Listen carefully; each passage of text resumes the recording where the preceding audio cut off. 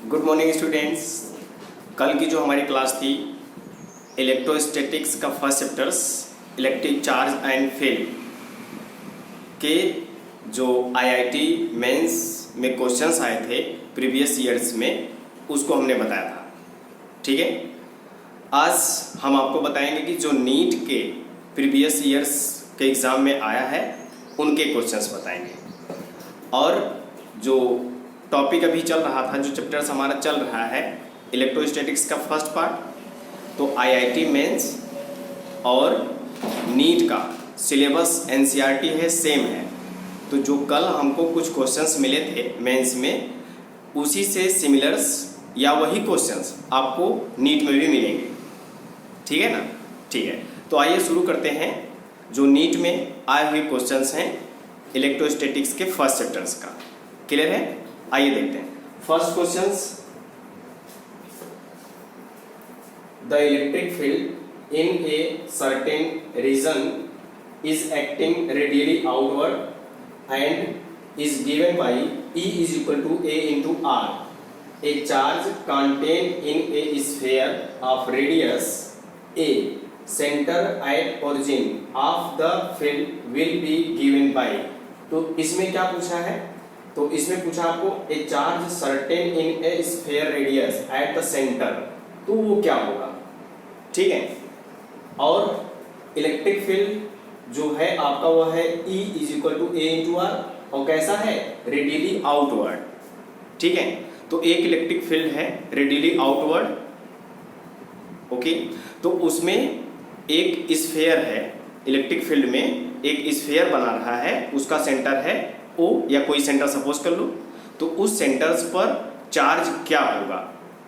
ठीक है, ये क्वेश्चंस है। तो आइए समझते हैं। तो फर्स्ट का जो सॉल्यूशंस है वह यह है कि एक स्फीयर है, इसका रेडियस है A और ये सेंटर है सपोज O इसका सेंटर। ठीक है, अब इसमें जो इलेक्ट्रिक फील्ड है वह रेडियली आउटवर्ड है, और वह जो रीजन लिया गया वह हुआ स्फीयर का रीजन। ठीक है, तो इसमें जो इलेक्ट्रिक फील्ड है वह इस तरह से रेडियली आउटवर्ड है, किसी भी तरीके से ले लो, रेडियली आउटवर्ड है। क्लियर है? ठीक है, तो वो जो हमारा इलेक्ट्रिक फील्ड है E is equal to A into R, तो ये जो स्फीयर है, स्फीयर का रेडियस A है, A और सेंटर पर है, तो इसी पर जो टोटल चार्ज होगा इसको पूछा है, ये चार्ज क्या होगा?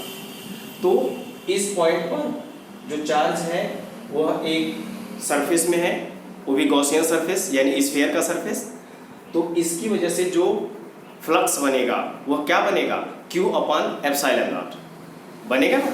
और वो फ्लक्स का जो हम फार्मूला पढ़े हैं, general formula, electric field into area link, समझ रहे ना, ये पढ़े थे, तो वही यूज करके हम इसको कैलकुलेट कर लेते हैं। ठीक है, तो जनरल में E into A is equal to Q upon epsilon naught, तो यह एक क्लोज सरफेस है स्फीयर का, और Q क्या है? ये चार्ज है, एप्सिलॉन नॉट परमिटिविटी है इन फ्री स्पेस की, और ये है इलेक्ट्रिक फील्ड, ये है एरिया। तो इलेक्ट्रिक फील्ड रेडियली आउटवर्ड है, ये सब है इलेक्ट्रिक फील्ड रेडियली आउटवर्ड जो दिया है आपको। तो E इज इक्वल टू आपको गिवन है A into R. Clear? A into R. अब ये जो R है यह रेडियली आउटवर्ड है, ये रेडियस है, रेडियली आउटवर्ड है, तो मतलब R क्या है? रेडियस है। किसका रेडियस है? इस स्फीयर का रेडियस है। तो E इज इक्वल टू आपको मिल गया A into A, area into radius. ठीक है, ओके। अब E तो हमको मिल गया, इसकी वैल्यू रखिए यहां पर, E is equal to A into small a into area of this sphere, area of sphere 4 pi are square. तो R क्या चीज है स्फीयर का? A, तो ये हो गया आपका 4 pi are square, r square means A square is equal to Q by epsilon naught. यही है। ठीक है, आपको क्या चाहिए? तो आंसर है Q का वैल्यू चाहिए, तो एप्सिलॉन नॉट को इधर ट्रांसफर कर दीजिएगा, मल्टीप्लाई हो जाएगा, आंसर मिल जाएगा आपको। तो Q is equal to 4 pi epsilon naught साथ में ले लो, 4 पाई एप्सिलॉन आ गया। यह हुआ area A into A square, तो ये हो जाएगा ए। ये आपका आंसर, यही चार्ज है। क्लियर है ना? ओके, ये है first question 4 pi epsilon not a into A cube. Second question को देखिए, सेकेंड क्वेश्चन क्या है? सेकेंड क्वेश्चन है A, B and C are 3 points in a uniform electric field. The electric potential is, तो electric potential as a electric field से ही हम relate करेंगे, अभी आगे पढ़ेंगे, बट इजी है, ठीक है, इसको समझ लेते हैं। देखिए डायरेक्शन ऑफ इलेक्ट्रिक फील्ड, ये है direction of electric field, clear? तो एक पॉइंट B है, ये पॉइंट C है, ये पॉइंट A है। तो इसका मतलब है कि रेडियली नहीं, इलेक्ट्रिक फील्ड का डायरेक्शन ये है, तो इसका मतलब यहाँ पे कहीं पॉजिटिव चार्ज होगा, समझ रहे हो ना? ठीक है, तो यहाँ से निकला हुआ है, तो ये जो डिस्टेंस है यहाँ पर कोई चार्ज होगा, यहाँ पर डिस्टेंस है कम, तो इलेक्ट्रिक फील्ड ज़्यादा होगा। यहाँ से ये डिस्टेंस है थोड़ा ज़्यादा B से, उसका इलेक्ट्रिक फील्ड कम होगा देन B, और A का जो डिस्टेंस है वह सबसे ज़्यादा है B और C की अपेक्षा, तो इलेक्ट्रिक फील्ड भी क्या होगा? सबसे कम होगा। तो इसका मतलब है डायरेक्शन ऑफ इलेक्ट्रिक फील्ड, जो इलेक्ट्रिक पोटेंशियल होता है वह डिक्रीज होता है।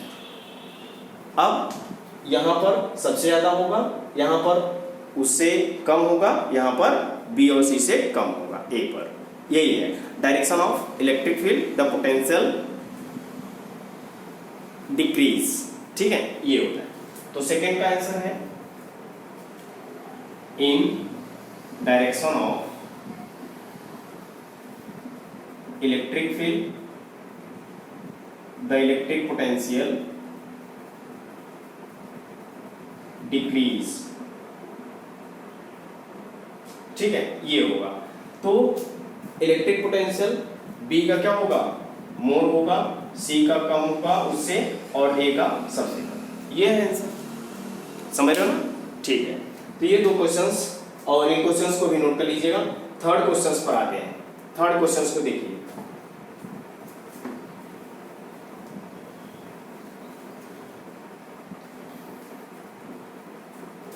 थर्ड क्वेश्चन क्या है? An electric dipole of dipole moment P, dipole moment P is a line of parallel to an uniform electric field. The energy required to rotate the dipole by 90 degree. ये Karnataka NEET में 2013 में आया हुआ है, ये भी 2013 में है, और ये 2015 में था, ठीक है। तो इसको देखते हैं थर्ड क्वेश्चन।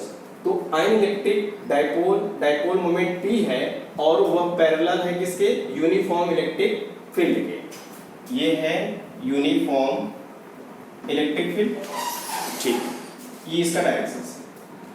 अब इसी के पैरेलल अलाइन क्या है? इलेक्ट्रिक डाइपोल, ये है इलेक्ट्रिक डाइपोल, ठीक है। तो इसमें एनर्जी क्या होगा? अब ये जो हमारा डाइपोल है इस इलेक्ट्रिक फील्ड के डायरेक्शंस में है, तो हमने वर्क डन पढ़ा हुआ है, work done of dipole in uniform electric field. तो वर्क डन का फॉर्मूला हमने ये पढ़ा हुआ है, जब जो हमारा एंगुलर मोमेंटम है, सॉरी डाइपोल मोमेंट है, जब ये रोटेट करता है θ1 से θ2, तो वहां पर वर्क डन होगा, और वह जो वर्क डन है वह क्या है? Work done is equal to PE cos θ1 minus cos θ2। ये है फॉर्मूला, थियरी में हमने पढ़ा हुआ है, अच्छे तरीके से पढ़ा हुआ है थियरी में, ठीक है। तो ये हुआ हमारा वर्क डन। तो अब क्या कर रहा है कि जो हमारा डाइपोल है वह कितने डिग्री रोटेट कर रहा है? 90 डिग्री रोटेट कर रहा है, 90 डिग्री। तो 90 डिग्री रोटेट कर रहा है, तो यहाँ पर एंगल क्या है? 0। जब ये 90 डिग्री रोटेट करेगा, ठीक है, तो इनिशियल एंगल θ1 क्या है? 0 से कहाँ रोटेट किया? 90, है ना, ये हुआ θ2। तो cos 0 का वैल्यू हुआ 1, और cos 90 का वैल्यू हुआ 0। तो आपको एनर्जी क्या मिलेगा? P into E। यही है एनर्जी, समझ रहे हो ना, ये पढ़े हुए हैं।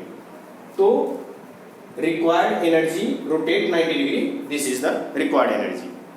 और ये W है, वर्क डन है, और work done store of work done is energy, तो ये आपकी है एनर्जी, समझ रहे ना, ठीक है। तो ये इसका आंसर है PE। Clear. Now next questions को देखते हैं। ए charge Q is placed at the centre of the line joining two equal charge Q. The system of the three charge will be in equilibrium if Q is equal to। ये questions जो 4 questions है, ये कल के class में ये हमने बताया हुआ था, ठीक है। फिर से कर लीजिएगा। इसका था एक चार्ज है कैपिटल Q, ये 2 चार्ज हैं, ठीक है। इनके बीच सेंटर पर क्या है, एक चार्ज है Q, और यही चार्ज किसके इक्वल्स होगा, तो ये हमने कल बताया था। ये लेंथ हमने सपोज कर लिया L, ये भी लेंथ L है, ठीक है। यहां से इन दोनों का फोर्स क्या होगा, ये भी दोनों ये चार्जेस हैं, और लिखा हुआ है कि इक्विलिब्रियम कंडीशंस। तो equilibrium conditions means net charge 0 होगा। इन दोनों की वजह से जो फोर्स लगेगा, इन दोनों की वजह से जो फोर्स लगेगा वह नेट चार्ज होगा, और किसके इक्वल होगा, 0 के।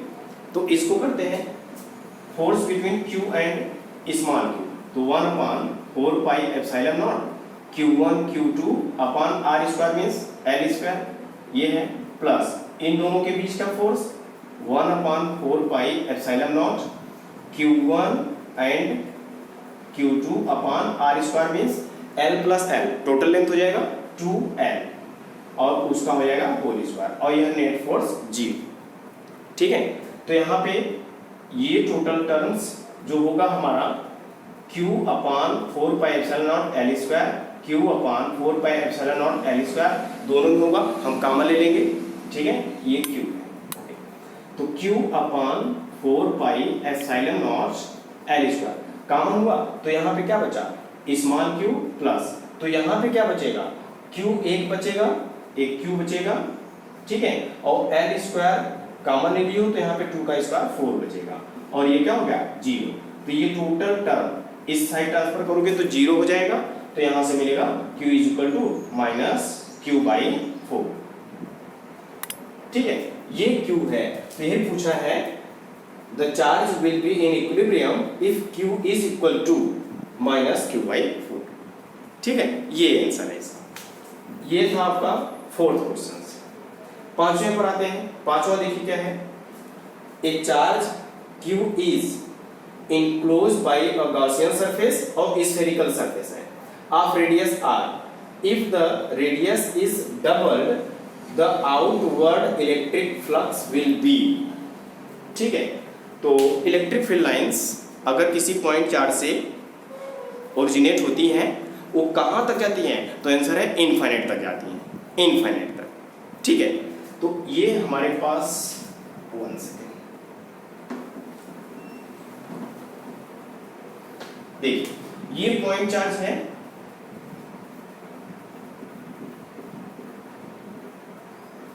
ये पॉइंट चार्ज से ये इलेक्ट्रिक फील्ड रेडिएट हो रही है, ठीक है।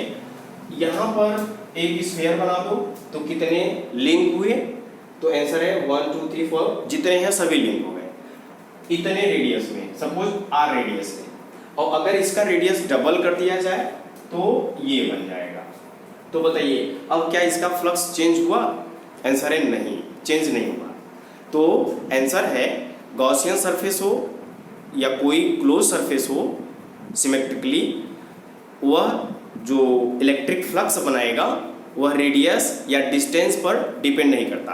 डिस्टेंस आप कितना बढ़ाइए, रेडियस आप कितना बढ़ाइए, फ्लक्स चेंज होने वाला नहीं है, ठीक है। तो जो क्वेश्चन है कह रहा है कि जो हमारा फ्लक्स होगा वह क्या होगा, जब हम रेडियस को क्या करते हैं, रेडियस को अगर हम डबल करेंगे तो फ्लक्स पर क्या चेंज होगा, तो आंसर है रिमेन सेम, वह सेम रहेगा। तो इसका आंसर है रिमेन सेम, नो चेंज होगा। आप उसका रेडियस और बढ़ा दीजिए, 2 गुना 3 गुना 4 गुना कर दीजिएगा, लेकिन उसके फ्लक्स में चेंज होने वाला नहीं है। क्लियर।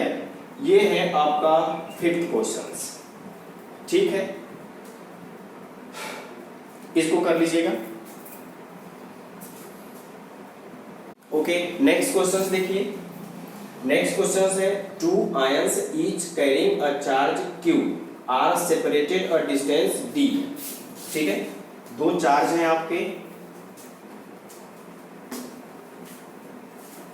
2 चार्जेस, ये है आपके 2 चार्जेस और सेम चार्ज है, ये भी प्लस है, ये भी प्लस है, पॉजिटिव आयंस है ना। तो ये रिपल्सन्स का फोर्स लगाएगा और इनके बीच का जो डिस्टेंस है वह है सेपरेटेड D, ये इनके बीच का distance D। F is a force of repulsions between ions. The number of electron missing from each ion. तो नंबर ऑफ इलेक्ट्रॉन्स पूछा है, तो नंबर ऑफ इलेक्ट्रॉन्स कैसे मिलेगा, इसको देखिए। ये 2 चार्जेस हैं, फोर्स ऑफ रिपल्सन्स लगा रहे हैं, तो फोर्स इनके बीच का होगा 1/4 pi epsilon naught Q1 Q2 upon R square, ये फोर्स होगा, ठीक है।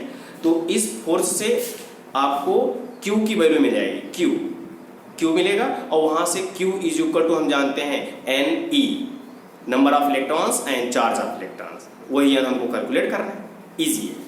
तो यहां से इनके बीच फोर्स निकालिए, तो force F is equal to 1/4 pi epsilon naught Q1 into Q2 upon R square means D square. यहां से Q का वैल्यू निकालिए, तो F का multiply 4 pi epsilon naught into D square, इन सब का मल्टीप्लाई हो जाएगा और ये Q इंटू Q, ये हो जाएगा Q स्क्वायर इक्वल टू इन सब का मल्टीप्लाई F के साथ, तो F into 4 pi epsilon naught into D square, ये हुआ Q, ठीक है। तो अब Q का वैल्यू निकालिए, Q is equal to in square root, ये स्क्वायर रूट हो जाएगा 4 pi epsilon not F into D square, यही 4 pi epsilon not F into D square, ये हुआ, ठीक है। अब Q इज इक्वल टू क्या है, N into E equal to 4 pi epsilon not F into D square, ये हुआ। N की वैल्यू चाहिए तो आप E को इधर ट्रांसफर कर दीजिएगा, तो N is equal to in square root 4 pi epsilon not F into D square, ये हुआ और डिवाइड बाई क्या हो जाएगा E, ये आपका आंसर है।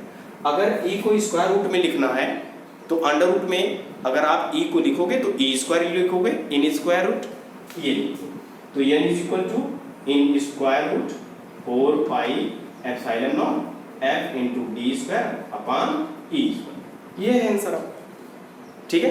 ये है आपका 6 क्वेश्चंस, ठीक है। 7th पर आते हैं, 7th पर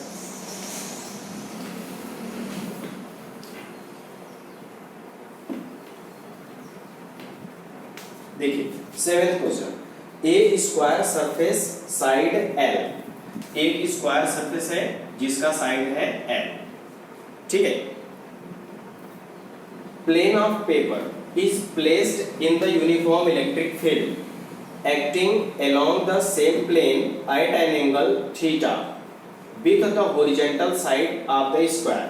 तो ये स्क्वायर है और ये इसके इलेक्ट्रिक फील्ड के डायरेक्शंस हैं, तो इलेक्ट्रिक फील्ड डायरेक्शंस और जो हॉरिजॉन्टल सरफेस है, स्क्वायर का हॉरिजॉन्टल सरफेस, स्क्वायर का हॉरिजॉन्टल सरफेस से और इलेक्ट्रिक फील्ड के बीच का जो एंगल है वो है थीटा, ये आपको गिवन, ठीक है।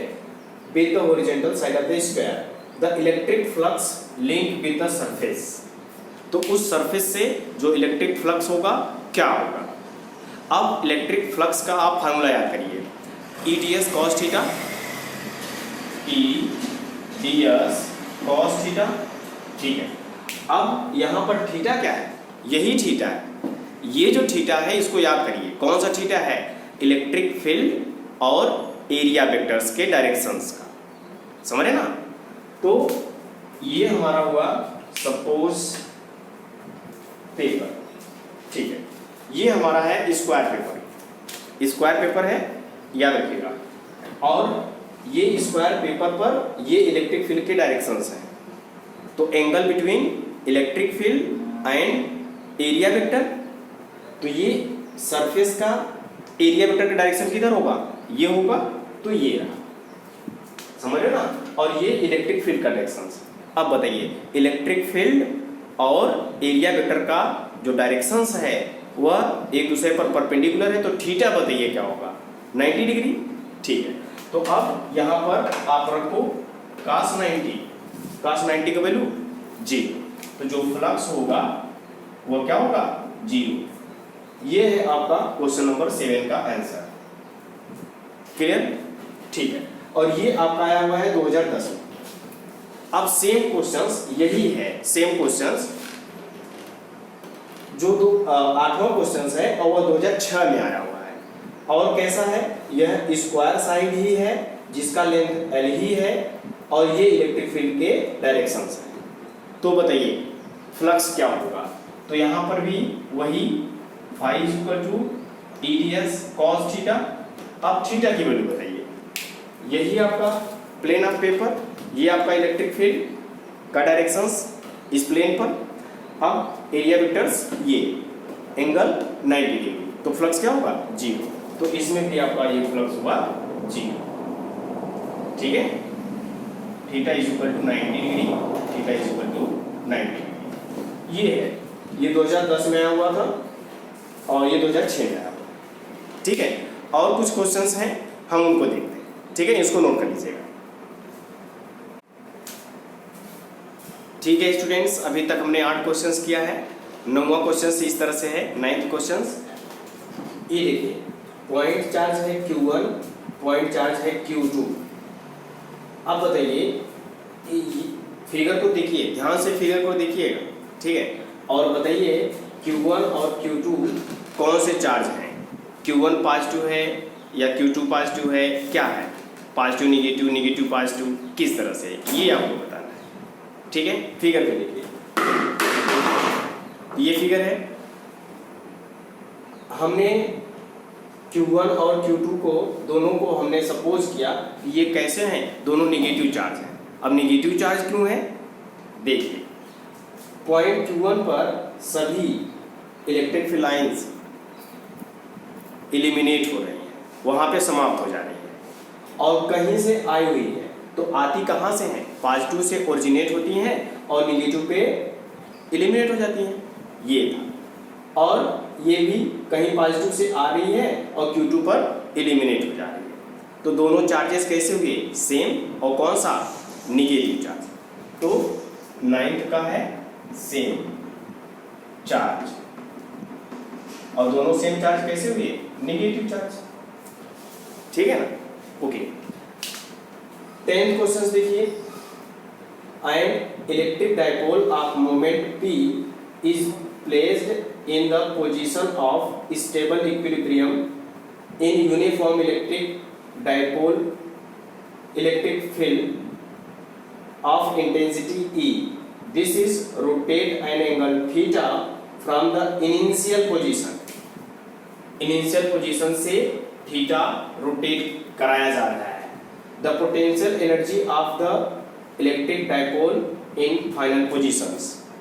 ठीक है, तो अभी इसके पहले बताया था कि इलेक्ट्रिक जो हमारा इलेक्ट्रिक फील्ड है, इलेक्ट्रिक फील्ड इंटेंसिटी कौन सी है, यूनिफॉर्म है। ठीक है, अब इस इलेक्ट्रिक फील्ड में क्या रखा हुआ है, डाइपोल। ठीक है, तो ये जो डाइपोल रखा हुआ है, डाइपोल, ठीक है, तो ये θ1 से θ2 रोटेट कराया जा रहा है, और ये कहा है कि इनिशियली से थीटा घुमाया जा रहा है। तो इनिशियली थीटा क्या होता है, 0, तो यहाँ पर θ1 क्या हुआ, 0। तो वर्क डन पढ़े थे ना, work done is equal to PE cos θ1 minus cos θ2। तो इनिशियली से थीटा एंगल रोटेट हो रहा है। क्वेश्चन नंबर, हाँ, तो initially equilibrium positions rotate of an angle theta from initially, initial से थीटा एंगल रोटेट हो रहा है, तो इनिशियल एंगल 0 और final angle theta.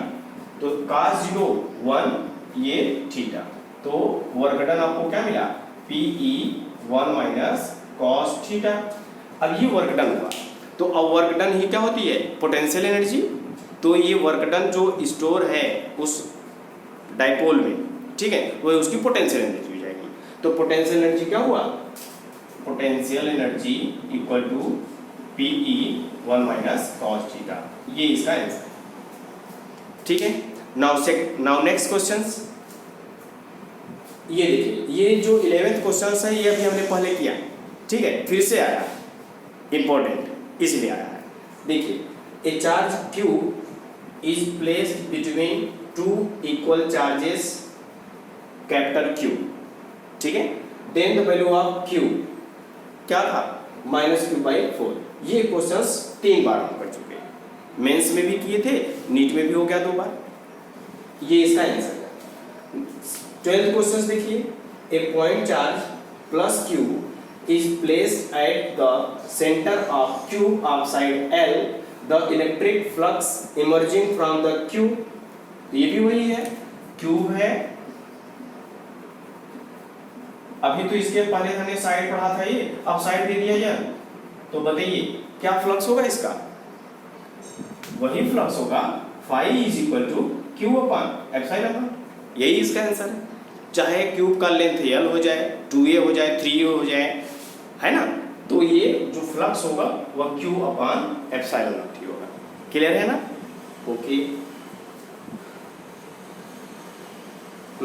Now second question देखिए, 13 क्वेश्चन देखिए, ए चार्ज Q माइक्रोकूलम, ये जो चार्ज है वह है Q microcoulomb is placed at the centre of a cube, the flux coming out from each face, ये तो था 6 फेस का Q अपॉन एप्सिलॉन नॉट, समझ रहे हो ना।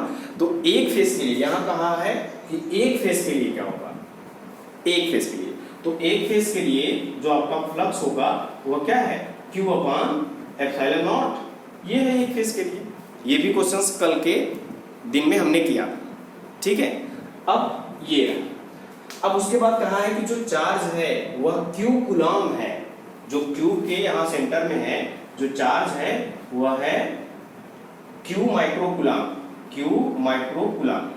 ठीक है। तो अब इस चार्ज के प्लेस पर Q माइक्रोकूलम रखिए, तो phi E is equal to Q upon 6 epsilon not, और माइक्रो मतलब होता है 10⁻⁻⁶, और ये हो गया कूलम, ठीक है। तो ये हुआ आपका, ये जो चार्ज है वह Q माइक्रोकूलम है, मतलब Q इंटू 10⁻⁶ कूलम है, ठीक है, ये इसका आंसर है, हो गया। 14 क्वेश्चन आइए, a dipole moment P is placed in uniform electric field E, then torque will be, इस यूनिफॉर्म इलेक्ट्रिक फील्ड में एक डाइपोल मोमेंट इस तरह से रखा है, तो उस पर टार्क क्या होगा, तो टार्क का डायरेक्ट फार्मूला, तो टार्क का डायरेक्ट फार्मूला क्या था आपका, torque is equal to dipole moment cross electric field, ये था, ये एक स्केलर क्वांटिटी है, तो ये हो गया आपका PE sin थीटा, समझ रहे हो ना। ये भी आपका आंसर है, ये चाहे ये आंसर है चाहे आपका ये है, ऑप्शन में ये दिया है तो ये लगाइए, ऑप्शन में ये दिया है तो ये लगाइए, ठीक है ना, ओके। फिर से नेक्स्ट क्वेश्चन देखिए, a charge Q is located at the centre of Q, the electric flux any face, इसमें भी किसी एक फेस पर ही कहा है, तो किसी एक फेस का फार्मूला ये है, पूरे 6 फेसेस का फार्मूला, और एनी वन के लिए ये है फार्मूला, ठीक है। बट ये ऑप्शन में नहीं दिया है, तो क्या दिया है उसको देखिए,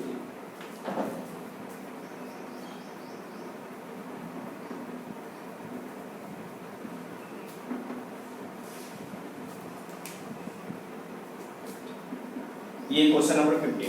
तो ऑप्शन में ये नहीं दिया है, तो 4 पाई का मल्टीप्लाई ऊपर किया है, 4 पाई मल्टीप्लाई नीचे किया हुआ है, तो ये हुआ phi is equal to 4 pi Q upon 6 into 4πε0। यही तो है, 4 पाई कैंसिल, कोई मतलब नहीं है, ठीक है। तो ये ऑप्शन में दिया हुआ है, तो आप ऑप्शंस को देखिए क्या है उसको सब बताइए, उसको टिक करिएगा, ठीक है। ओके, ये है 15। 16 पर आइए, 16 को देखिए। A hollow cylinder has a charge Q within it. ये हालो सिलेंडर है, इसके अंदर चार्ज, नेट चार्ज Q है, ठीक है, ये है net charge. F is the electric flux unit of voltmeter with curve surface B। ये कर्व सरफेस है B पर। Then the flux link of surface A will be. तो A सरफेस पर क्या फ्लक्स होगा ये आपको बताना है। तो हमको पता है सिलेंड्रिकल जो शेप होता है इसमें 3 फेसेस मिलते हैं, 2 आपका flat A and C flat मिलेगा और जो B है आपका कर्व मिलेगा। समझ में रहे ना, ठीक है। तो अब इसको देखते हैं। तो पूछा है कि A पर क्या फ्लक्स होगा। तो सिलेंडर एक क्लोज सरफेस है, तो उसके लिए फार्मूला है आपका Q/ε। कितने फेसेस हैं? 3 फेसेस हैं। तो ये हो गया आपका φA प्लस φB और प्लस φC। ये टोटल फ्लक्स हुआ सिलेंडर का। φA का कैलकुलेट करना है, तो φA और φC दोनों कैसे हैं? इक्वल। A पर जितना होगा उतना C पर होगा, और B का जो फ्लक्स है हमने सपोज कर लिया φ। समझ रहे हो ना, B पर जो फ्लक्स है वो क्या है? φ। तो यहां पर लिखा हुआ है F, ये F लिखा हुआ है ना। If F is the electric flux in unit volt meter with CD, तो ये F है। तो इसके प्लेस पर, B के प्लेस पर हम रख रहे हैं F is equal to Q/ε0। ये दोनों सेम है, तो इसको भी हमने सपोज कर लिया φA, यानी φA दोनों सेम है, 2φA। इसको ट्रांसफर करिए Q/ε0 और ये हो गया -F। क्लियर? तो φA का वैल्यू कैलकुलेट किया 1/2, ये हो गया Q/ε0 -F। ये इसका आंसर है। समझ रहे हो ना। अगर यहाँ पर फ्लक्स φ दिया हो तो φ रख दो, लेकिन F दिया है क्वेश्चंस में, आप F रख लो। क्लियर? ओके, ये क्वेश्चंस बहुत इजी हैं।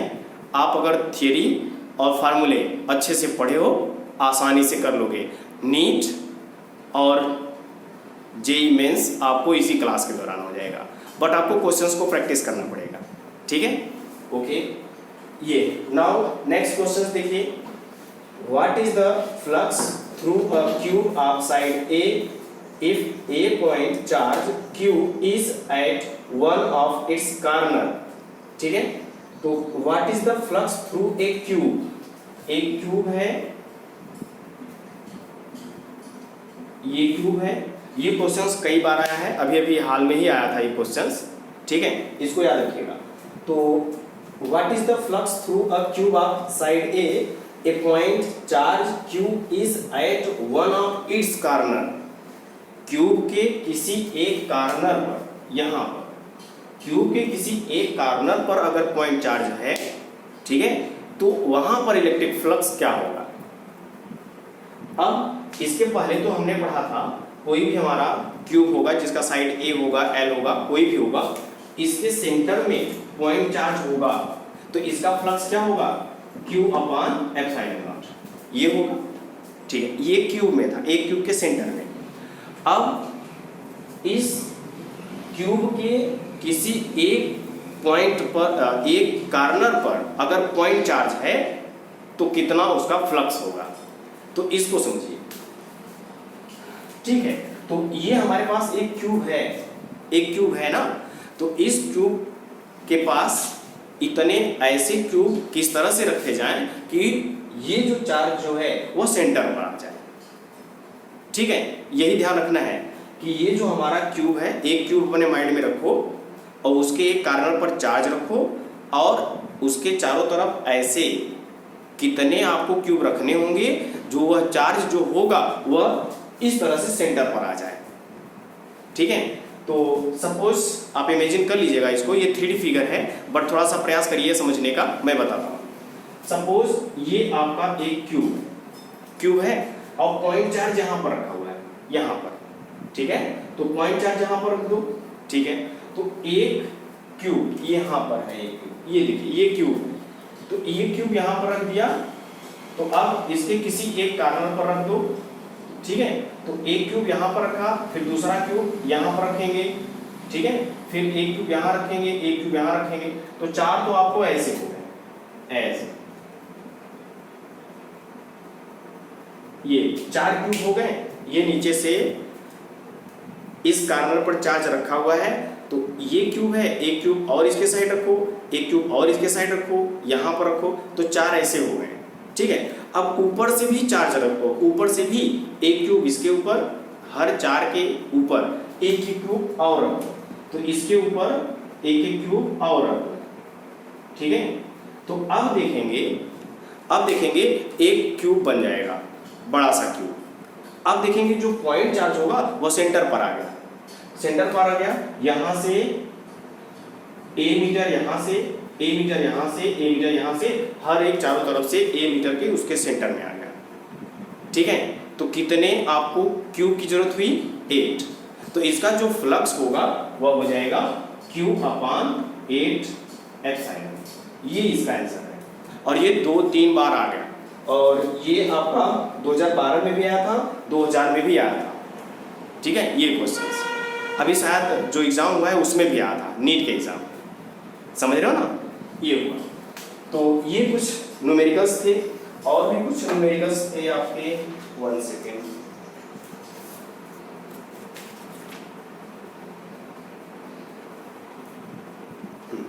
और ये क्वेश्चन से ये है आपका क्वेश्चन नंबर 19 है, an electric dipole of moment P is placed in an electric field of intensity E. The dipole acquire a position such that the axis of the dipole makes an angle theta with the direction of the field. Assuming that the potential energy of the dipole to be 0 when theta is equal to 90 degree.